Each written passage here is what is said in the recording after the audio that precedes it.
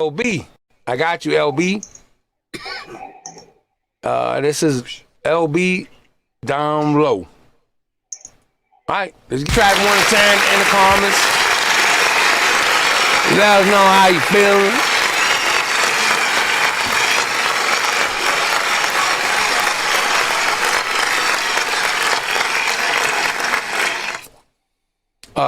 What y'all think? I was banging. I liked it. You fucking with it? I think I'm high. Cause I'm high. No, I thought that was my lane. I love That's that West Coast vibe, yeah. That will hit your playlist? Hell yeah. All right, Yeah. there you go. All day. All right. I would be sharing that shit. Is this toilet paper? Hold on. No, you're good. Let me move this bitch out the way. I'd be like, check this out, guys. Check this out. All right. Yeah, girls. it was cool. Scissors fucking with it. Yeah, but hold on. But then I don't want to block out anybody's. You're good. What do you think, Sosa? I liked it. I fucks with it. Fucking with it? Yeah. Right. Whoever that was, it was cool. It fit the vibe, like you said. Mm-hmm. It fits the night vibe. I would play that. I would bump that in the low. All right. Mr. Mina, I got you. I'm trying to find it. She wanted me to play one of Mr. Fresh's, but I can't find it. Can you resend it? Mr. Fresh, resend the track to me. Cause I can't find it. Yeah, I was like at a 8.7. 8.7, nice. All right. 8.7, 8.8, right up in there. Hands, what'd you think? Yeah, man, to me it had kind of like well, I mean, the loop to me sounded like it was My Heart kind of slowed down by Gap Band, but it also had kind of that Ice Cube, Today Was a Good Day feel to it as well, man. So it definitely had like a laid back West Coast blunt in the air type feel to it and shit. You know, I can see why Chicana visuals would like it, as definitely in that you know, the Chicana type but you know, like laid back where the women would feel that vibe, but it's still enough street grit that it attracts dudes too, you know what I'm saying? And she's like of that era where they do like that lowrider lifestyle shit, so it fits right in to what she likes, and she's into that, to her ethnicity on that type of shit, and that had that big feel to it, that whole culture feel to it, as far as the way the beat came. Yeah, that was LB though. That's crazy. That was LB. Yeah. You don't do shit like this. Hands. Wow. Good job. That was Gap Band, Yearning for Your Love. You can't keep running in and out of my life. My heart is yearning for your love. Yeah, that's what that was. That was it. All right. That was the shit. Hirsch's dad. Y'all don't ever do that again though. Tamiko's dad. Yeah. That's what I'm saying. Yeah, Charlie Wilson. Hell yeah. Charlie Wilson, Tamiko's dad. Yeah, exactly. Hirsch's pop. Hell yeah. And that's what I'm saying. You got that beginning loop. Yeah. And so it really gave it that, you know, that kind of Southern Khalifa feel, you know what I'm saying? It's been used on the East Coast too. Life's a bitch and then you die. That's why we get Yeah. That was AZ and Nas. AZ and Nas, yeah. So yeah. Shout out to AZ, man. Man, he fell off, but I fucked with AZ back in the days. It was a lot more aggressive in that chop. This one was a lot more laid back. All right, so what would you give it? I gotta keep it rolling because I just remember I gotta pick up my son soon. A 9. It's a 9, yeah. All right, Swan. Yeah, it's definitely from AZ and Nas. I wish it would have been like a little change up in the track instead of just riding the loop. It was cool, man. I'm at 8.5. Shit. All right. Bravo, you still with us? I think Bravo's having technical difficulties. I don't know if he's still with us or not. Bravo, you there? No. Nah, we lost Bravo. All right. Let's keep it rolling. Mr. Fresh, I think he sent in the one that. Here we go. Esham, the name alone sent chills down your spine. Born as Rasham Attica Smith, this enigmatic figure emerged from the depths of Detroit, Michigan. He wasn't just another rapper, he was a force of nature, a harbinger of darkness. Esham's music wasn't for the faint of heart. He wasn't spitting rhymes about bling and braggadocio. He delved into the abyss, painting vivid pictures of horror, death, and the occult. He was a pioneer, a revolutionary, the godfather of horrorcore. Esham's journey began on May 20th, 1973, in the heart of Detroit. The city, known for its gritty industrial landscape and musical legacy, would become both his muse and his battleground. Growing up surrounded by the harsh realities of inner city life, he found solace in music. But not just any music. Heavy metal bands like Kiss and Black Sabbath captivated his young mind. Their dark melodies and macabre lyrics resonated deep within him. He found a kinship with their rebellious spirit, their willingness to confront the darkness that lurked beneath the surface. This fascination with the macabre would become the foundation of his own musical journey. At the tender age of 16, Esham unleashed his debut album, Booming Words from Hell, upon an unsuspecting world. It was 1989, and hip-hop was still finding its footing. But Esham wasn't interested in following trends. He was here to shatter them. This wasn't your typical hip-hop record. Booming Words from Hell was a sonic assault. A twisted carnival of eerie beats, distorted samples, and lyrics that explored the darkest corners of the human psyche. It was shocking, it was disturbing, and it was unlike anything anyone had ever heard before. Esham's music wasn't for everyone. His lyrics were often graphic, violent, and laced with dark humor. He rapped about suicide, murder, and the occult, unflinchingly confronting taboo subjects that few dared to touch. Tracks like Sunshine, with its haunting melody and lyrics about depression and self-harm, showcased his ability to blend darkness with an almost hypnotic catchiness. Then there was Woo Woo Woo, a high-energy anthem that became synonymous with his live performances. The song's infectious chorus and driving beat masked lyrics that dealt with themes of paranoia and mental instability. Esham wasn't afraid to expose his demons. In fact, he embraced them, inviting listeners to confront their own inner darkness.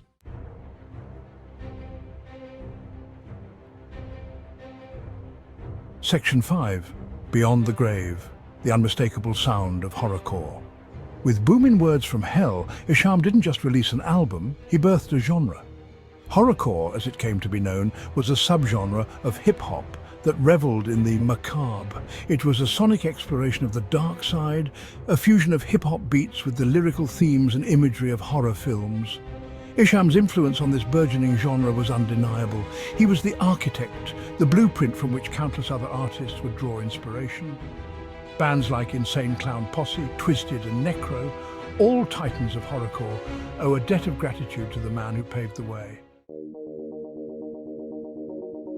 Section 6. Acid rap, dropping in and tuning out reality. But Esham's sonic palette wasn't limited to the dark and macabre. He ventured into uncharted territories, blending various elements to create a unique sound that was both innovative and influential. He was also a pioneer of acid rap, a subgenre that emerged in the early 1990s. This genre was a fusion of hip-hop and psychedelic music, creating a sound that was both mind-expanding and deeply rooted in urban culture. Characterized by its psychedelic and often surreal soundscapes, acid rap drew heavily on the sounds of the Roland TB-303 synthesizer, an instrument known for its distinctive squelchy bass lines and trippy effects. The same instrument that fueled the acid house movement in electronic music, the Roland TB-303 became a cornerstone in Esham's acid rap productions, adding a layer of electronic eeriness to his tracks. Esham's experimentation with acid rap added another layer of sonic depth to his music. Tracks like Chemical Imbalance, with its distorted bass lines and mind-bending lyrics, showcased his ability to blend genres seamlessly. With its distorted bass lines and mind-bending lyrics, Chemical Imbalance perfectly captured the disorienting and hallucinatory nature of the genre. The track was a journey through altered states of consciousness, both sonically and lyrically. The psychedelic visual effects at his concerts further enhanced the experience, making the audience feel as if they were part of a surreal, otherworldly journey. Esham's live performances were not just concerts. They were immersive experiences. He wasn't just rapping about darkness. He was creating sonic landscapes that mirrored the altered states of consciousness he explored in his lyrics. His music was a reflection of his inner world, a place where reality and fantasy blurred. Esham's acid rap was more than just a genre. It was a movement that challenged the boundaries of hip-hop and electronic music. It invited listeners to drop in and tune out reality, to explore the depths of their own minds through sound. Section 7. Wicked collaborations joining forces with the underground's elite. Esham's influence wasn't limited to his solo work. Throughout his career, he collaborated with a who's who of underground hip-hop legends. His work with Insane Clown Posse, particularly on the track Dead Body Man, solidified his status as a horrorcore icon. He also teamed up with Twisted, another prominent horrorcore duo, on numerous tracks, further cementing his legacy within the genre. His collaborations weren't limited to horrorcore, however. He worked with Tech N9N, a respected rapper known for his rapid-fire flow and dark lyrical content, showcasing his versatility and ability to blend seamlessly into different styles. Section 8. Esham's Echo, the lasting impact on Detroit and beyond. Esham's influence on the Detroit rap scene was profound. He emerged during a time when the city was still reeling from the decline of the auto industry and rampant social unrest. His music, raw and unapologetic, resonated with a generation of disaffected youth who felt unheard and unseen. He became a local hero, a symbol of Detroit's resilience and unwavering spirit. But Esham's impact extended far beyond the city limits. He inspired a generation of rappers to embrace their individuality and push the boundaries of what was considered acceptable in hip-hop. Section 9. A legacy etched in darkness. Esham's enduring influence. Esham's legacy in hip-hop is one of innovation, rebellion, and unwavering artistic vision. His journey began in the gritty streets of Detroit, where he found inspiration in the raw, unfiltered reality around him. He refused to be confined by genre conventions, opting instead to carve his own path, even if it meant venturing into the darkest corners of the sonic landscape. His music was a blend of raw emotion and unflinching honesty, a reflection of his own struggles and triumphs. He was a pioneer of horrorcore, a subgenre that combined the intensity of hip-hop with the macabre themes of horror. His lyrics often delved into the darker aspects of life, exploring themes of fear, death, and the supernatural. A master of acid rap and a true original, Esham's work was characterized by its psychedelic beats and thought-provoking lyrics. He pushed the boundaries of what hip-hop could be, challenging listeners to confront their own fears and anxieties. His influence can still be felt today in the music of countless artists who have followed in his wake. From the underground scenes to mainstream success, Esham's impact is undeniable. He proved that hip-hop could be more than just party anthems and braggadocio. It could be a powerful medium for storytelling, a way to express the deepest and darkest parts of the human psyche. It could be a canvas for exploring the darkest depths of the human experience. A place where artists could confront their own demons and share their stories with the world. A sonic mirror reflecting the anxieties, fears and fascinations that lie beneath the surface. Esham's enduring influence is a testament to the power of music to transcend boundaries and connect us all on a deeper level. Section 10. The uncrowned king, Esham's reign in the underworld of rap. Esham may not be a household name like some of his contemporaries, but his impact on hip-hop is undeniable. From the gritty streets of Detroit, he emerged as a force to be reckoned with, a pioneer who carved out his own niche in the music industry. He was a true innovator, a sonic outlaw who refused to be confined by the rules. His music was raw, unfiltered, and unapologetically dark, blending elements of rock, rap, and horror to create a genre all his own. He was the uncrowned king of the underground, ruling over a kingdom built on darkness, rebellion, and unfiltered artistic expression. His lyrics delved into the macabre, exploring themes that many artists wouldn't dare touch. His music may not be for everyone, but there's no denying its power, its originality, and its lasting impact on the world of hip-hop.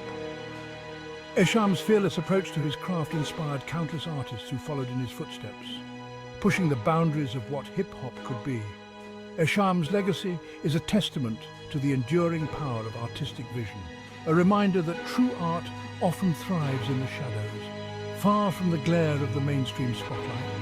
His influence can be seen in the work of many modern artists who continue to explore the darker side of life through their music. He is, and always will be, the godfather of horrorcore. His reign in the underworld of rap is a story of resilience, creativity, and the relentless pursuit of artistic freedom.